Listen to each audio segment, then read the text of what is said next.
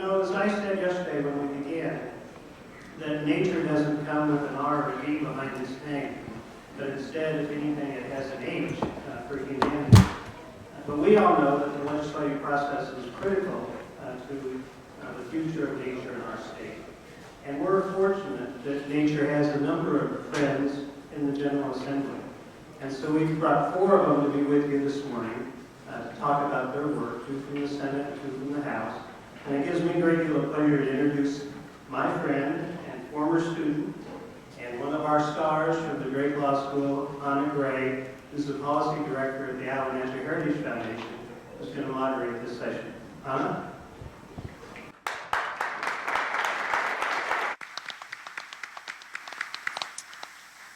Well, good morning. Thank you, Professor Hamilton. Again, my name is Anna Gray. I'm the Public Policy Director and Counsel at Iowa Natural Heritage Foundation.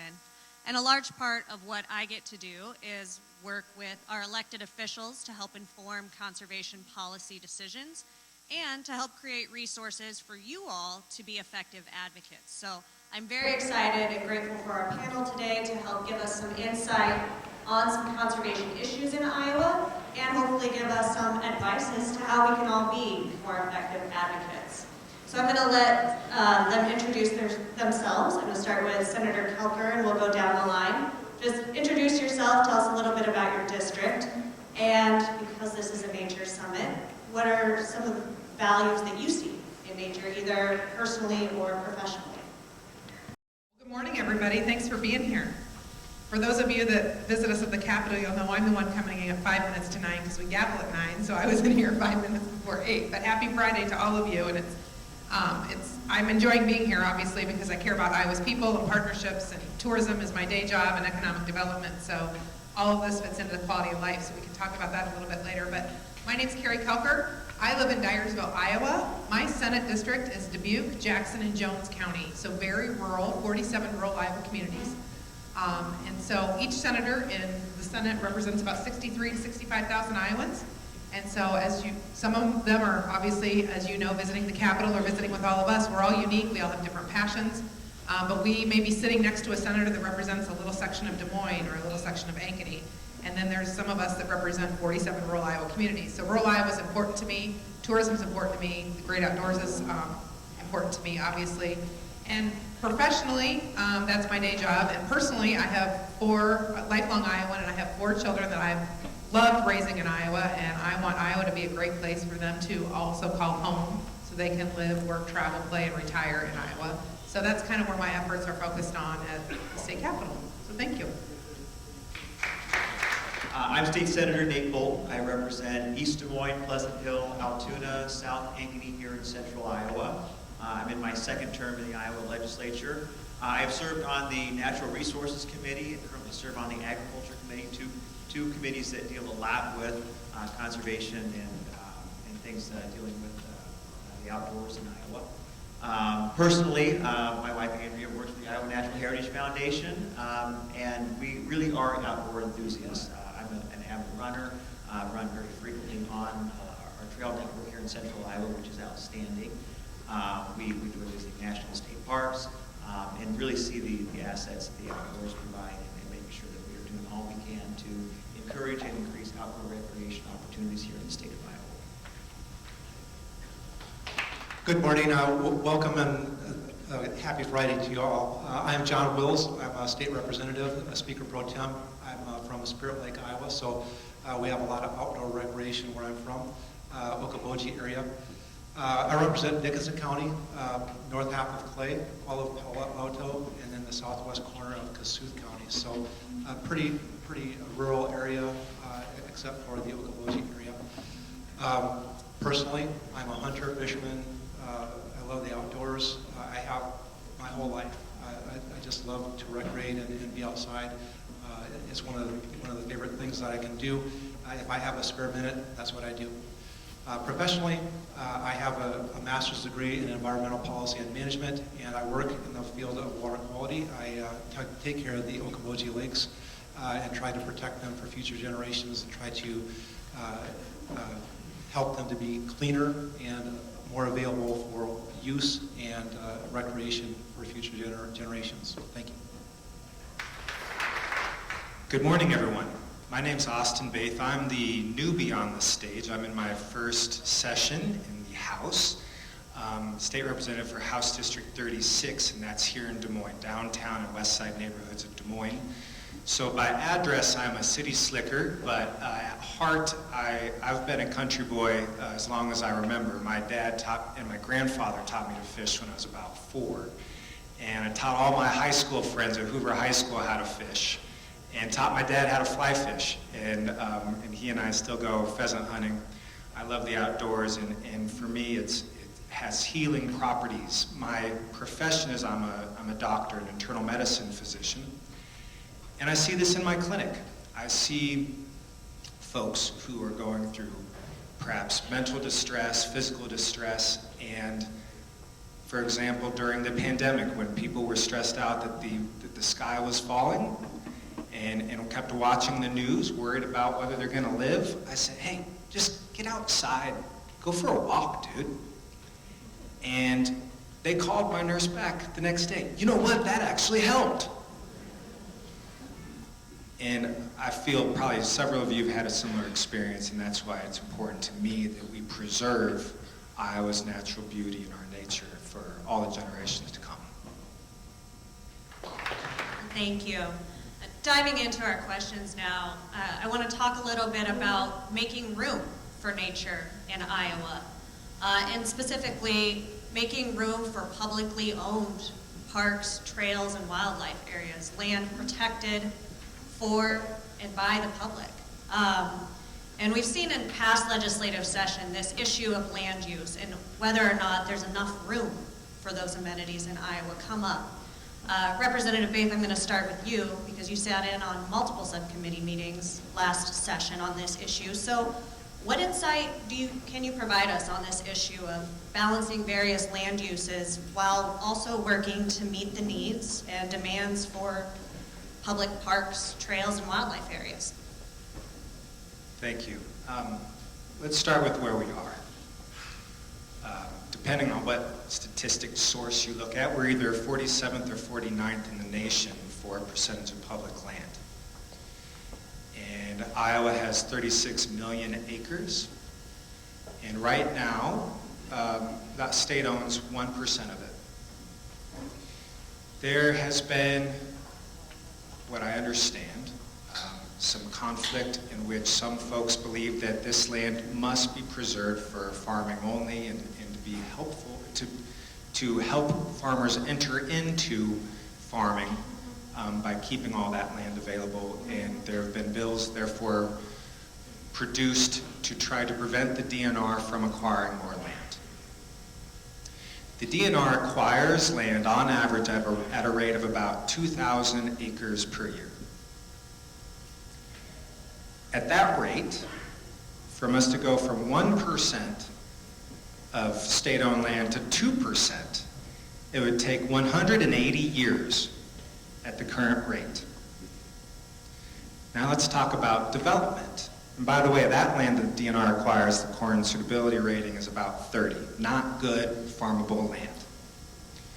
Let's talk about development. Developers who like nice flat land to pave on tends to acquire it at a rate of about 52,000 acres per year, 25 times the rate of the DNR.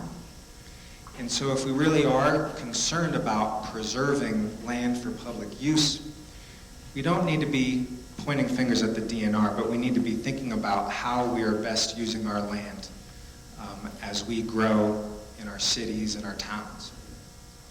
And I know you've had all these presentations previously about the importance of our outdoor opportunities for economic development, the fact that it produces $8 billion a year in spending, and we can go on and on about the reasons why we need to keep public land, but that's where we're starting from.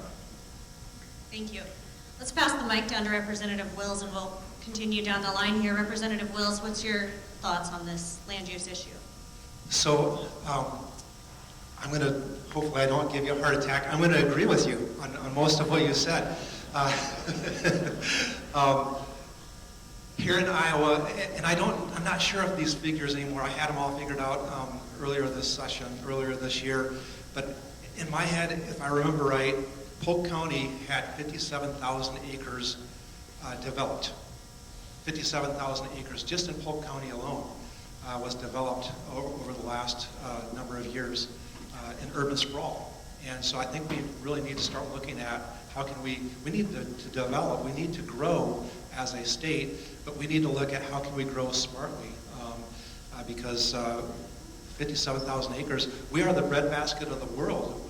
It's not a false narrative to say that we feed the world. We have some of the best production, some of the best facilities, some of the best soil, the land in the world, and we feed more people by far than what we have here in the state of Iowa.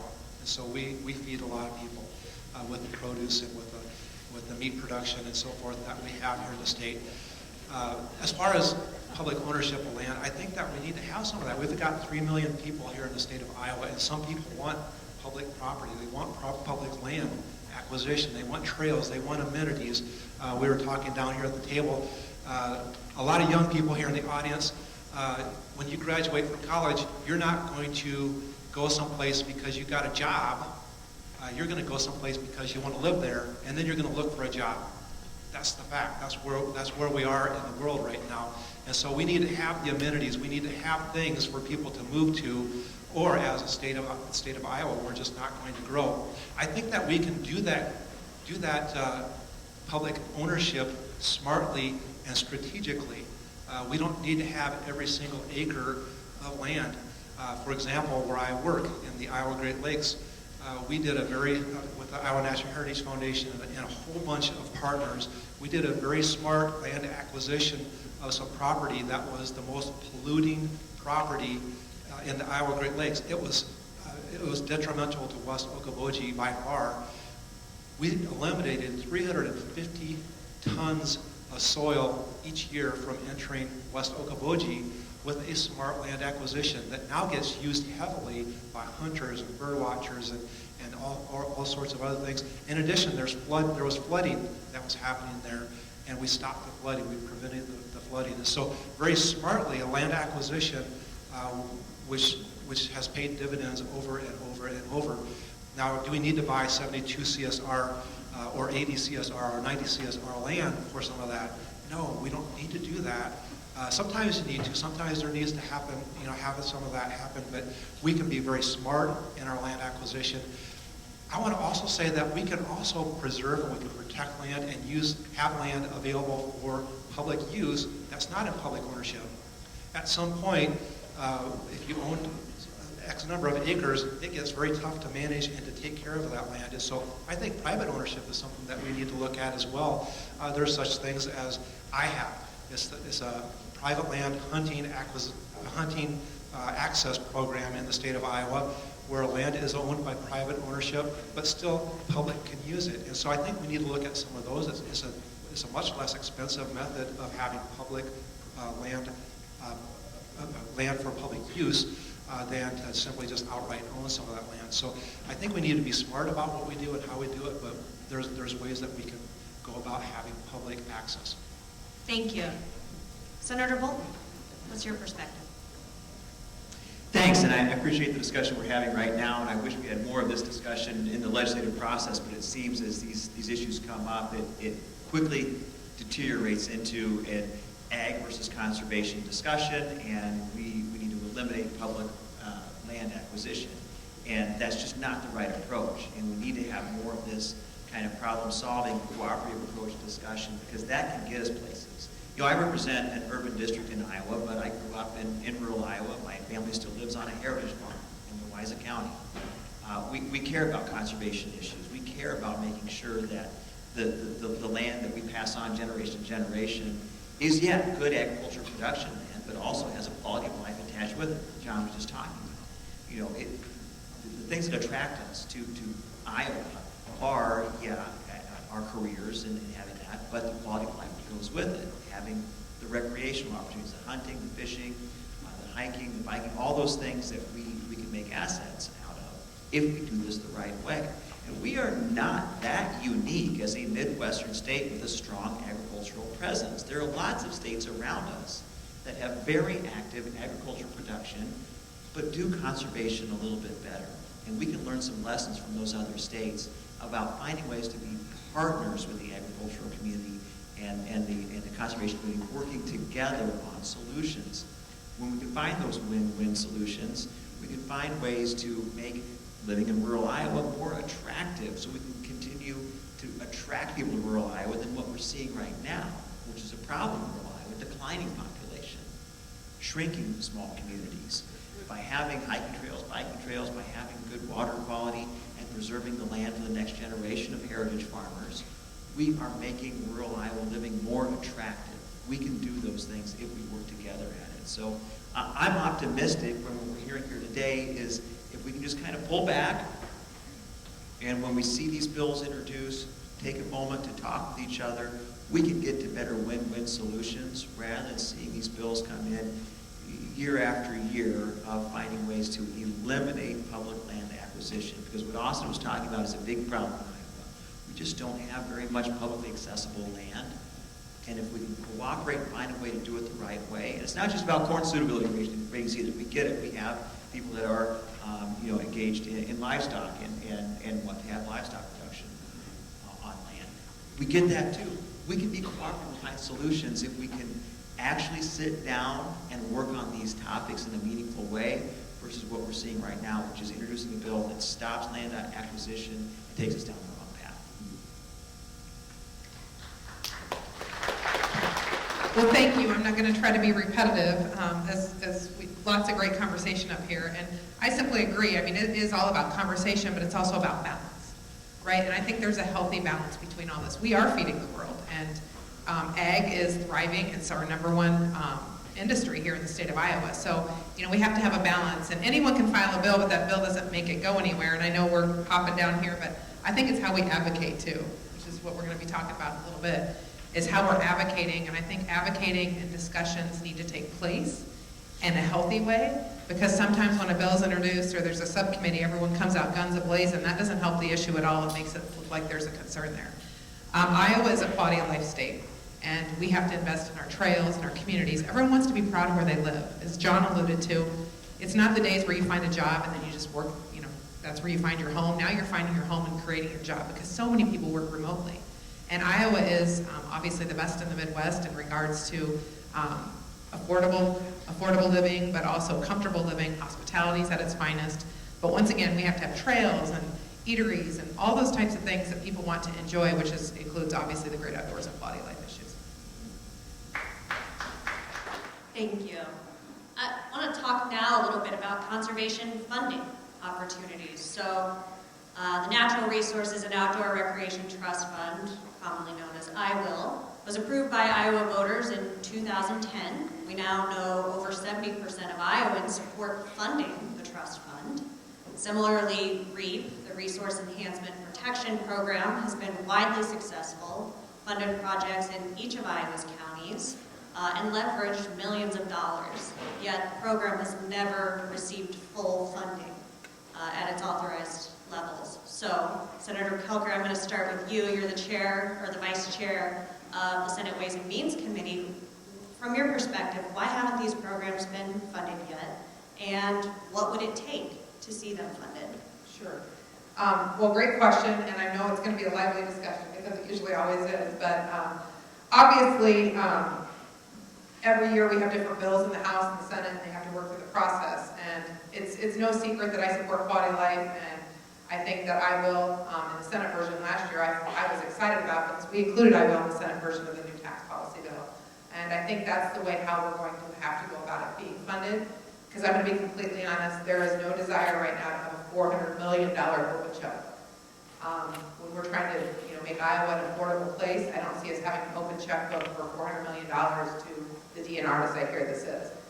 I also chair the RIF budget, so I see heavily what we are investing already in that budget, and I think the way I would approach it is that IWIL can help be a solution to how we're going to help fund these projects long term, because the RIF budget is based on gaming, and with our neighboring states going down, that budget is going to be declining. declining because our neighboring states are being more competitive with their gaming, and that's how that fund is currently funded.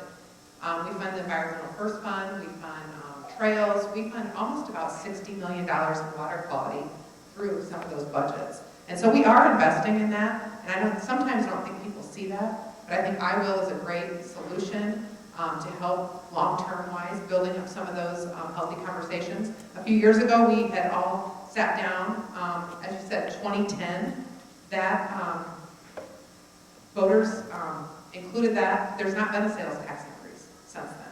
And so I think when you're looking at, honestly, if you're looking at the legislature right now, I don't think anyone's going to be thriving over voting on a tax increase when we're trying to help make Iowa affordable, especially with what's going on across the nation with inflation. And so I think that we're going to have to be very creative in how we include that in our tax plan. And I think if we include that in the tax plan, which Senator Dawson, who chairs Ways and Means, is very open to that conversation. I talk to him almost daily about it. And so I think there's a good solution and a compromise that we're going to have to find between the House and the Senate, and then obviously the governor's office. But together, I think those discussions can be healthy and they can grow. Well, I hope those discussions do continue, because it has been since 2010, since Iowa voters asked us specifically to deal with this issue. And I would say voters overwhelmingly said, we want this to happen. This is a priority for us, and it has taken this amount of time to get to this point in the discussion where we're continuing to say, well, we'd like to do it, but we want to change this and that, fine-tuning it. We just got to have some action here. And I think, I'm hopeful that we can keep having these discussions to get there, because it is way overdue for this to be implemented. Let's actually meaningfully sit down and figure out a way to get this done, because voters knew what they were doing in 2010. This wasn't a mistake.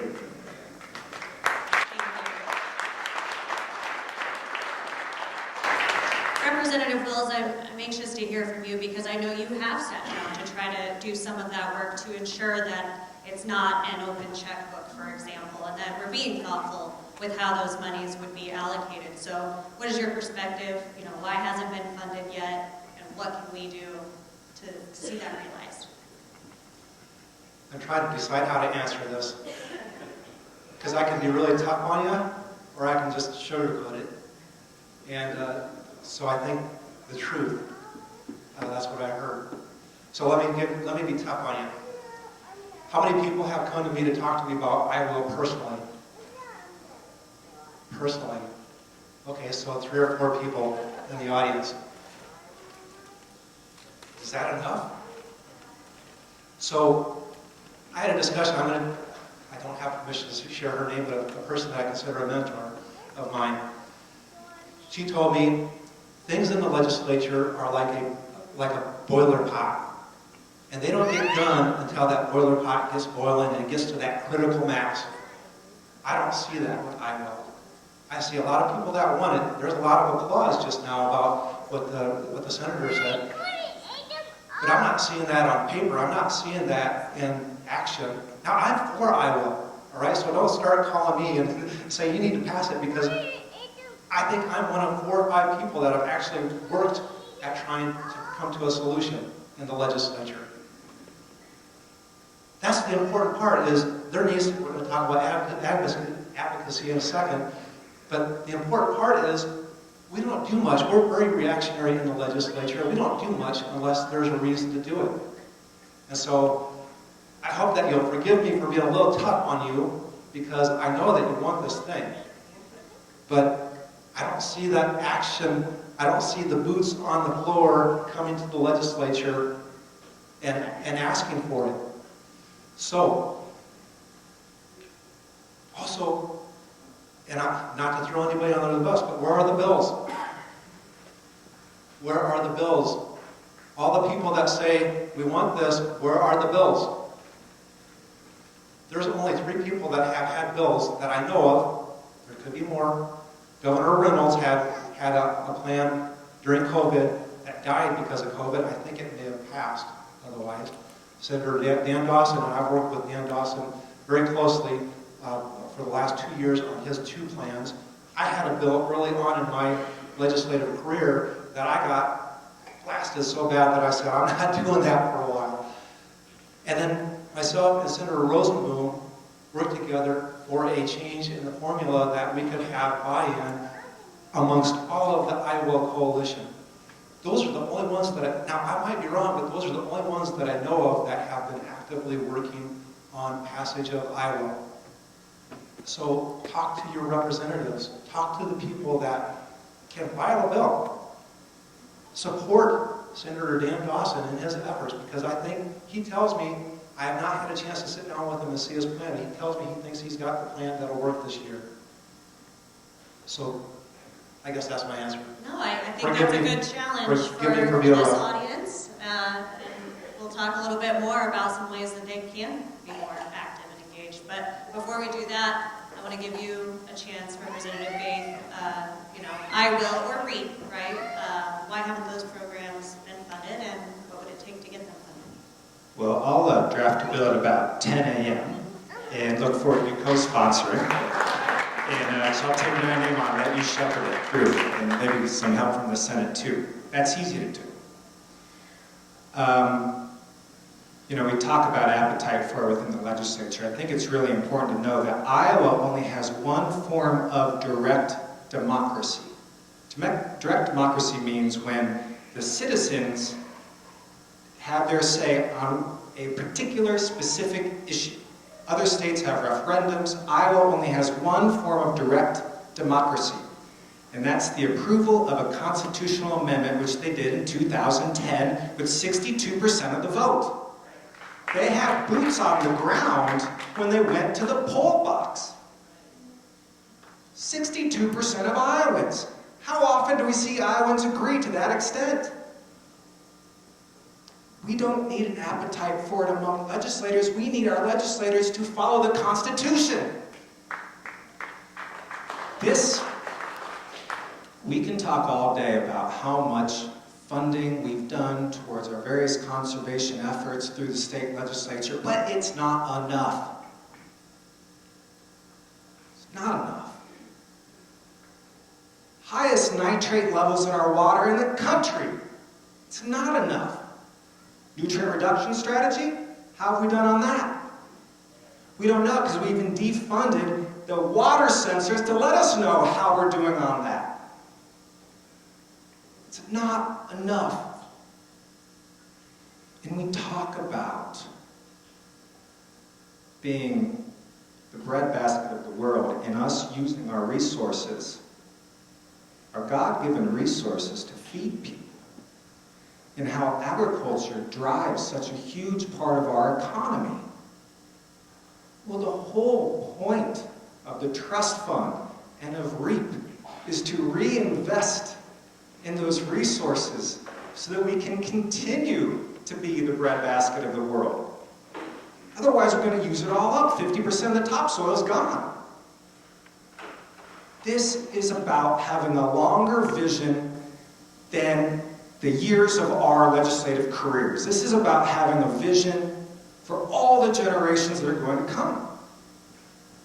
It's going to take political courage. That's what it's going to take. And until we get enough people to have that political courage to do just what's right and not what just gets them reelected, we're not going to have it done. It's the people who help to encourage those legislators to let them know, no, you are making the right decision, that is going to make the difference. We have to remind them what we reminded them in 2010, this is the right thing to do. Thank you.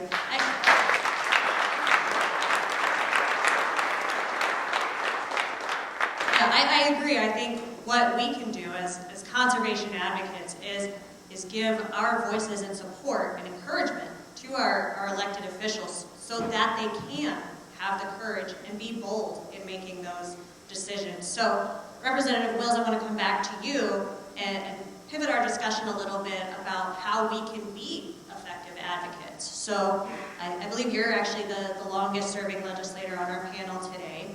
In your experience, what does effective advocacy look like, and what does it not look like? Well, that's scary that I'm the longest serving one up here. Senator Bolton, you've been here longer. I was the baby.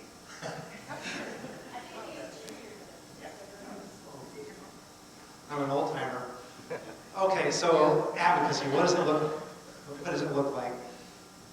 Quite honestly, it's just going and have a conversation with your legislator, doing it in a respectful way.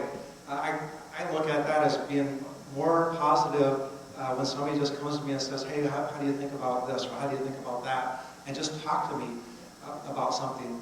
Now, in some instances, it does have a powerful message when people are crying, such as what we saw sometimes in the last couple of years, crying and screaming, and we need this because our whatever is happening. But I don't know that that's the majority of the good way to do it. I think the best conversations that I have are one-on-one with individuals.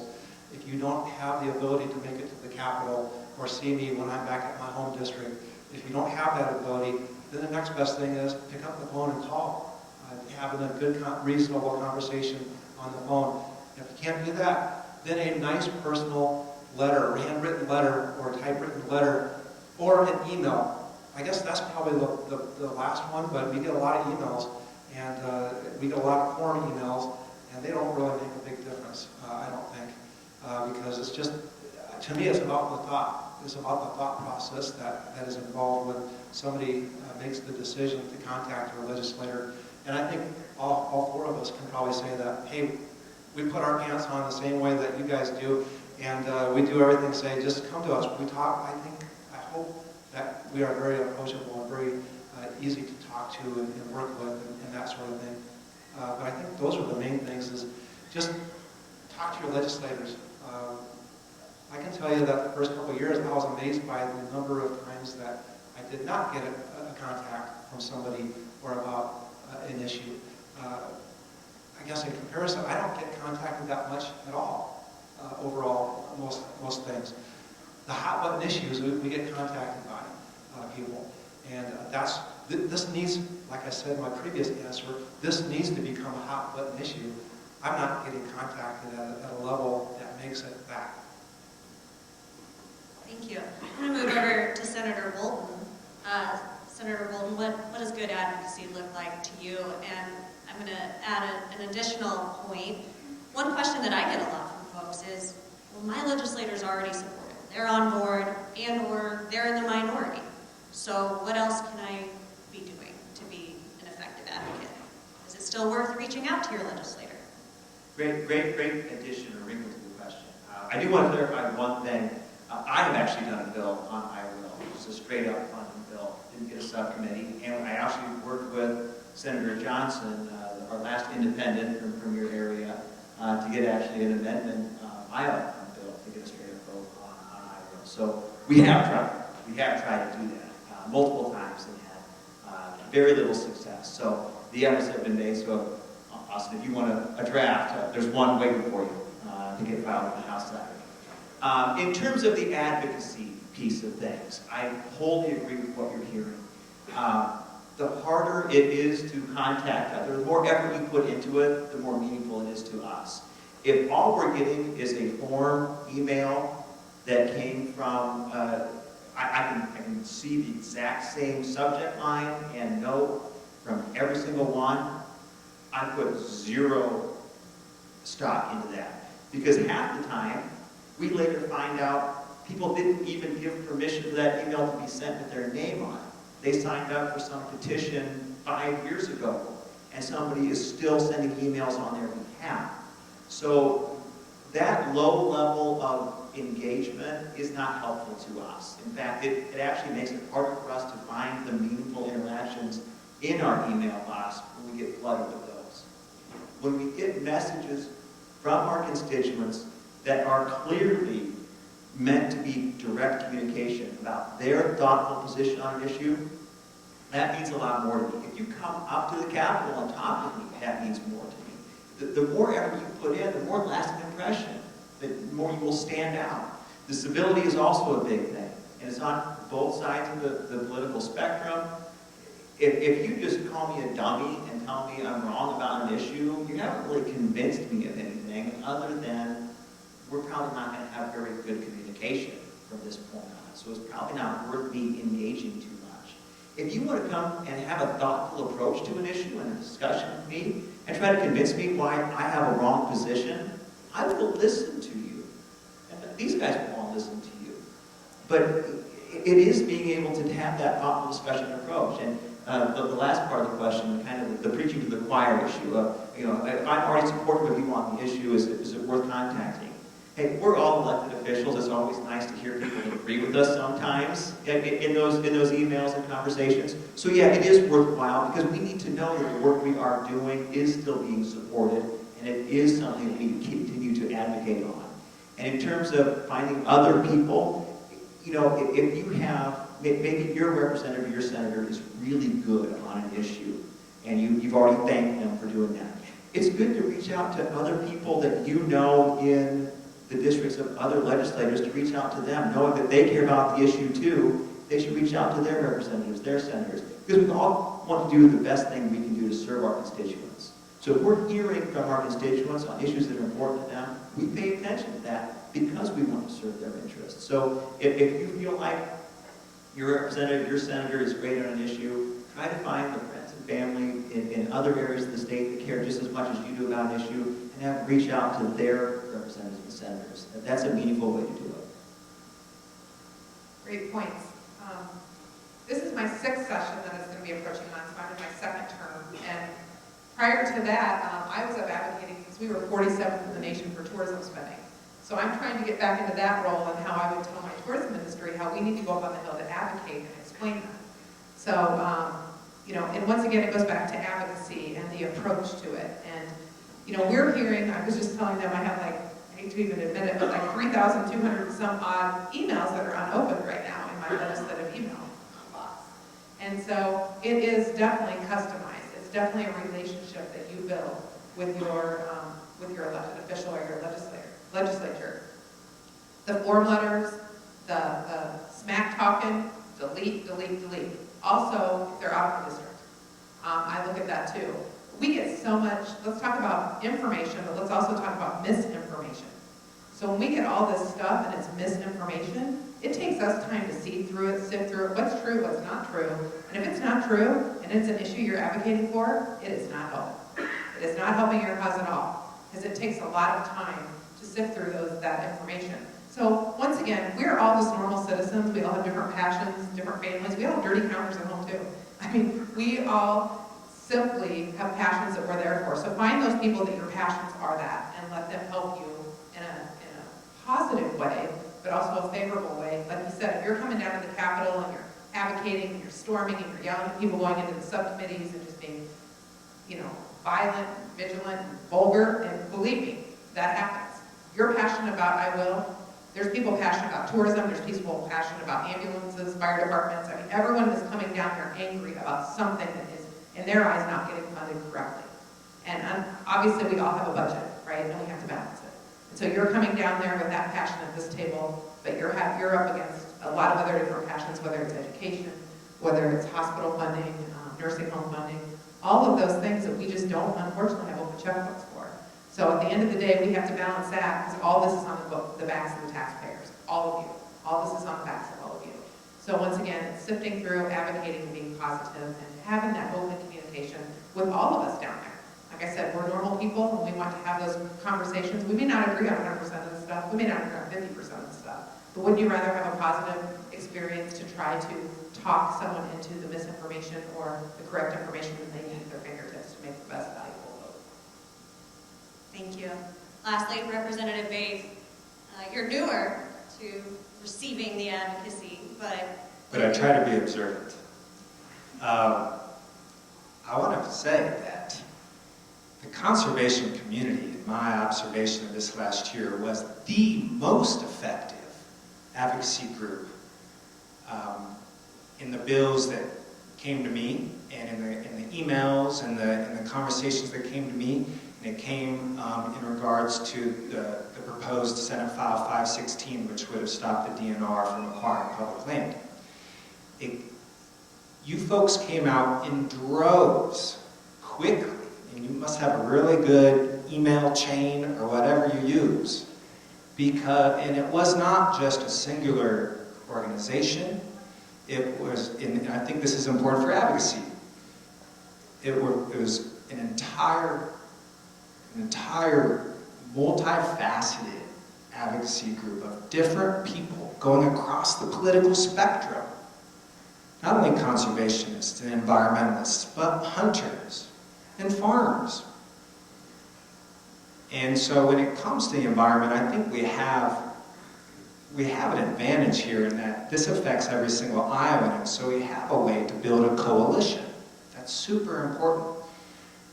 So in my observations of what made effective advocacy, I kind of have a three-step process that I envisioned here that seems to follow along these lines. So number one is you have to get legislators' attention. And you get their attention by, as we discussed, personalized outreach. Personalized. You're way more likely to read a 2-sentence email if it was written to you from their words than a 4-paragraph form letter. 100 times more likely to read that email. So it's not actually that hard if you just want to spend 30 seconds to write that personalized email, yes, calling, coming to the Capitol. That gets people's attention. So it's that personalization, and it's the strength in numbers building a broad coalition. So that's step one, is getting the attention. Step two is help them understand the issue. What I've learned, I like to spout a lot of statistics because it's part of my career is thinking in numbers, but what's known is that statistics don't bleed. You can't get people to really care about an issue by just spouting off a bunch of stats. You have to tell a story. There's plenty of data that shows that if you really want somebody to understand an issue, tell them a story that exemplifies what that issue is. So, for example, I would get emails from a gentleman in Lamar's, Iowa, who's in his 70s, who says, my grandson, he went off to college and he said, you know, I would come back to Lamar's, Grandpa, but there just isn't anything to do. And he said, boy, if you could connect a bike trail, then my grandson might come back and our family can stay together. That, I think, is more impactful than a bunch of stats. So getting people to understand is by telling the story. And then step three is getting people to care. You can tell the same story to 150 lawmakers in that Capitol, and not all of them will really care. That's just human nature. So it's finding the people that care, the people who will be champions, finding the people that clean our lakes, find the people who are invested in tourism. You need champions on the issue, and you use folks who are up in the Capitol every day, like Anna, who know who those people are, who can be those champions. There's a book that I, over 2 years, still have not finished yet. It's called How Minds Change. And it's a New York Times bestseller. I recommend it, but it talks about the psychology of how you change somebody's mind. And the way you change somebody's mind is you find that deep-seated experience of theirs that you may not know about, but if you talk enough with them in a civil way and try to understand what makes them tick, you might find that your issue actually starts to reverberate in them as they can put themselves in the shoes of those who this issue affects. Thanks. No, thank you.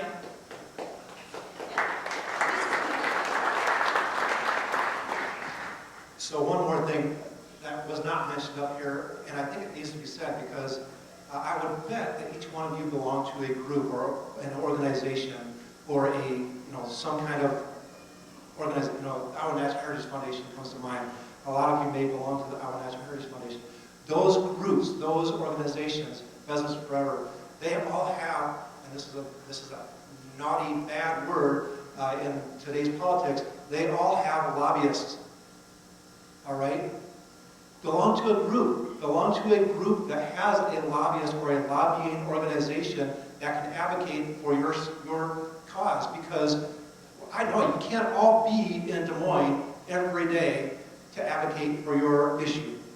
But you can belong to a group that can hire an advocate for you that can be in Des Moines every day. And so don't look at lobbyists as being a bad thing. And so I know there's some lobbyists in this room. I hope that you come up and say thank you. But don't look at lobbyists as being a bad thing. They are our political system's way of somebody representing you or your cause directly to legislators every day. Thank you. And I would add to that, it's not just being able to have somebody there advocating for you, but just be able to answer questions from us, right? When we have a bill or an amendment that comes up that affects an issue, to be able to go out and find somebody that represents an organization that can reach out to you and reach out to your boards and reach out to your membership and say, hey, there's this change that's happening. We have some legislators asking what it would mean if this became law or if this policy changed. That's a great resource for us, because as much as we want to be, we cannot be know-it-all on every single topic to the minute detail. We have to have the assistance of people that are affected by the policies that we may be changing engage with us. And being able to ask questions and get feedback is important, just as much as having an advocate there to talk to us about things we want to see done.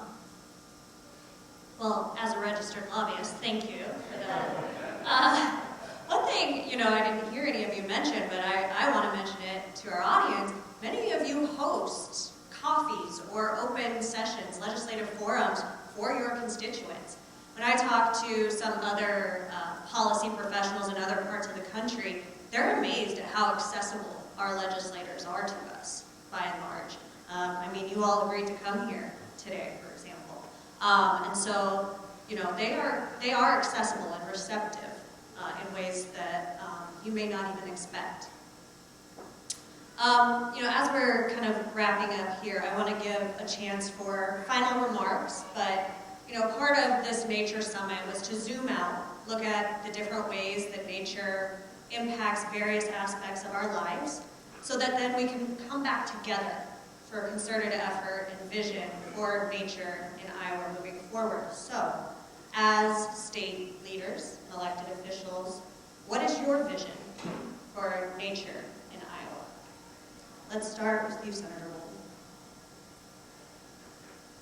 All right, well, thank you so much for the opportunity. I enjoyed discussing these topics, and hopefully we can connect also separately so we can get some more of your feedback on some of the things we discussed here today. I will say one of the biggest things that I would like to see change in our state is simply the ability to have more meaningful conversations with each other. We're kind of at a troubling trend in our political environment, this polarization that's happening. And there are honestly people that cannot walk across the aisle and have conversations anymore. I appreciate, Carrie, we've been able to talk and have conversations, but not everybody can do that. And that's really how we can get better legislation, by learning from each other and actually talking meaningfully about policies. So that'd be one thing I'd like to see us start to get better at, is kind of dialing down the rhetoric and actually dealing with each other directly on things. In terms of the future for nature in Iowa, how many of you have seen the movie Jaws? Okay. There's a scene in Jaws where the sheriff says, "Where do we keep the beach closed signs?" Right? And the guy's like, "Well, we don't have beach closed signs. We never close the beach." I would like Iowa to not know where the beach closed signs are, right? That would be a vision for Iowa. To have water quality where we are not fixated on monitoring or whether we're monitoring enough or we stop monitoring, but just know the water's safe to get in. It's not a shark out there, it's not bacteria out there, it's not an algal bloom. It's just safe to get in the water and participate in outdoor recreation, whether that's triathlon, whether that's swimming, whether that's just fishing and canoeing and kayaking. We'd love to be able to just say that the beach closed signs are gone, the water is safe, and it is there for us all to enjoy. So that'd be my one thing. If I have a dream forward for Iowa, that'd be one thing I'd like to have done. Thank you, Senator Bolton. We have some good conversations at the Capitol. So, unfortunately, it is so polarized out there, and it is not helping anything. And at the end of the day, we're all trying to make Iowa a great place to be, right? And it is a huge quality of life issue. We need affordable housing, we need daycare, we need workforce, we need trails, we need happy, thriving communities. And so all of that into the puzzle is what you all are here for. And so I think that's what we're trying to do, is balance and put together the puzzle so it is a great place to, we can have it be a great place but have no workforce. And we can have it be a great community but have no housing. And so that's where, unfortunately, everyone looks at the legislature and expects us to just flip that switch on and everything's fixed. And throwing money at stuff doesn't always fix stuff. So that's where we have to step back and say, what are we going to do with the policy, and what are we going to do to advance forward so Iowa is a great place to be. So thanks for having me here today. I'm one of Iowa's biggest champions. I love Iowa. I love going on the road, telling people to come visit Iowa. I'm visiting with people every day that are moving to our state, investing in our communities, bringing business to Iowa, and I think that's what we're finally seeing, because our population, as a matter of fact, was not growing. I mean, since 2008, Iowa's pretty stagnant. We're great at educating them, and everyone leaves. Now our job is to make sure that they want to stay there. So thanks for being a part of that.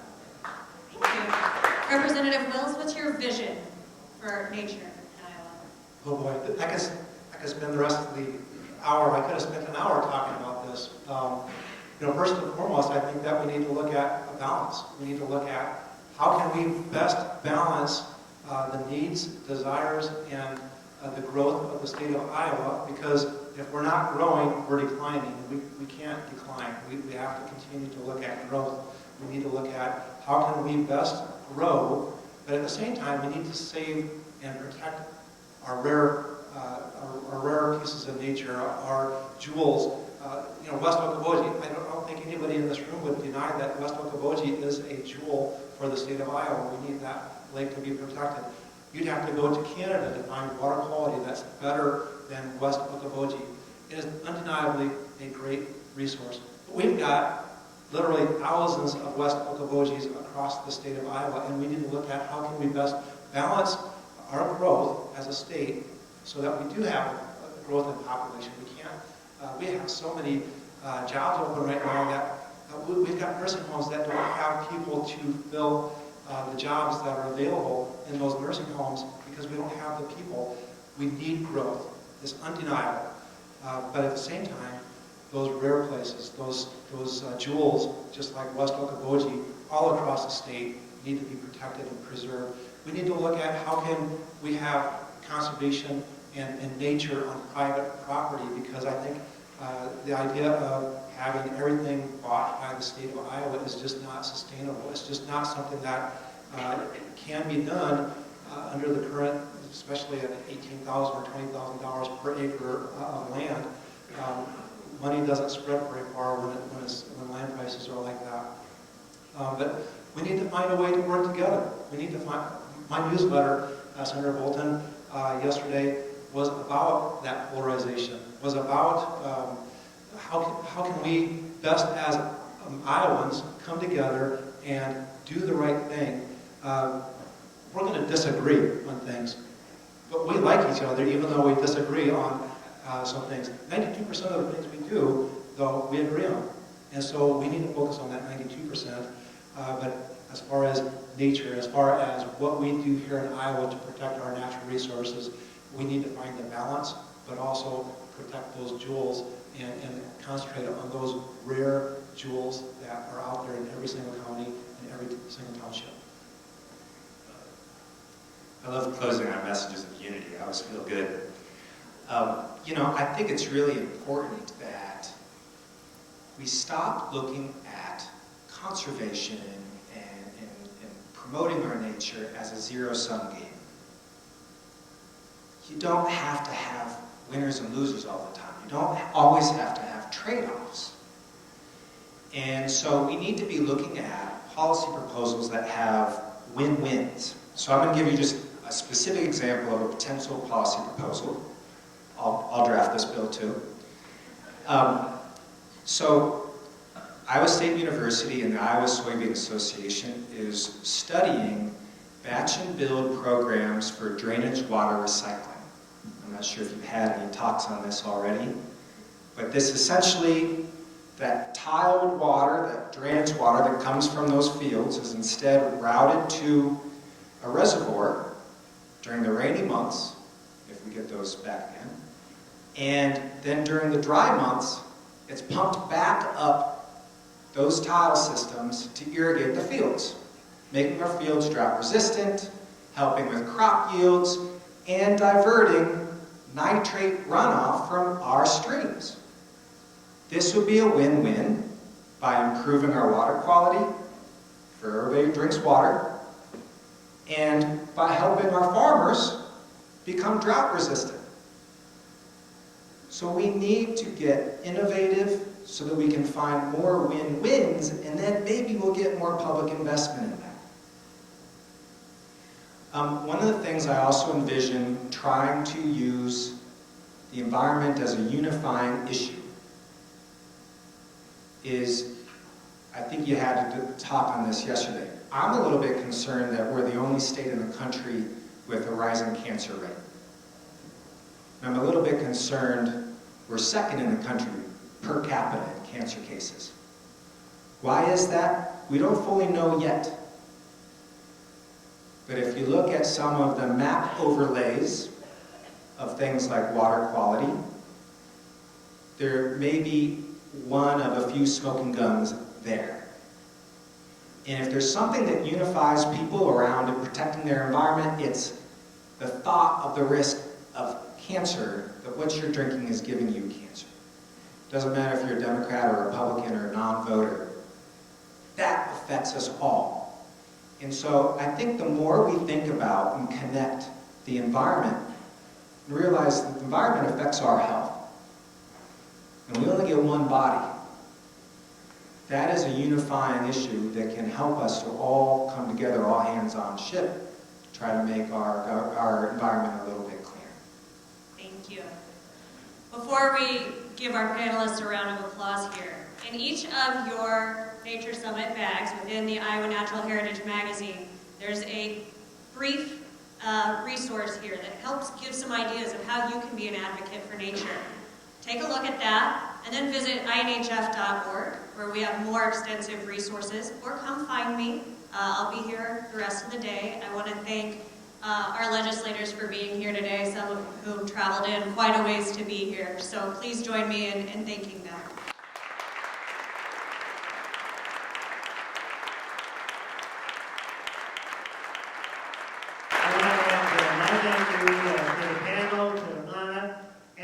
The issue of communication, everybody in your bags, you may have noticed you got 4 or 5 of these postcards from the Nature Summit.